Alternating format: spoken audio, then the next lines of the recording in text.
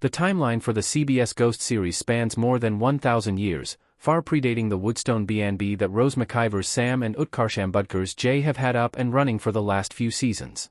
The harrowing tales of Woodstone Mansion date back to when Vikings roamed indigenous land and span until the modern day. The British sitcom of the same name inspired the American Ghost series. While the British and American share many elements, CBS refreshed Ghosts for an American audience. Still, the series covers various periods and ghost backstories with their characterization. All the ghosts in the CBS series have a story to tell about how they died and became stranded on the property. Moreover, each ghost's time of death dictates how they dress, the customs and zeitgeist they are familiar with, and how they died. A thorough understanding of what happened on the Woodstone estate is a must. As the series continues, the timeline will expand in both directions, adding new stories in the present and uncovering old tales of the past. 1000 to 1500 CE. Thorfinn dies and lives on the land. Thorfinn was the first known ghost on the property. Thor died of a lightning strike in 1007 CE after the rest of his Viking crew deserted him. As such, Thor discovered he could manipulate electricity at Woodstone Mansion once it was invented. From 1000 to 1500 CE, Thor lived on the land. Thor's son, Bjorn, came looking for him during this time.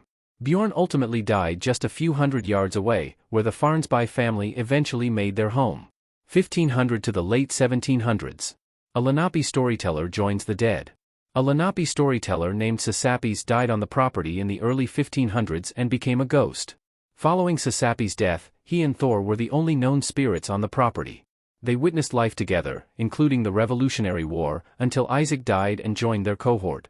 During Sasapis' life, a Lenape woman named Shiki lived in the area. A tree on the property also had historical significance to Sasapis, although it was cut down in modern times.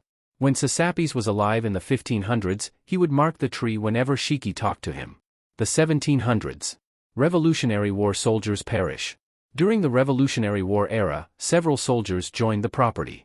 Nigel Chesham, a British soldier, became a ghost on the property after Isaac Higintud, an American soldier, accidentally shot him with a musket he had outfitted with a spyglass for more extended range.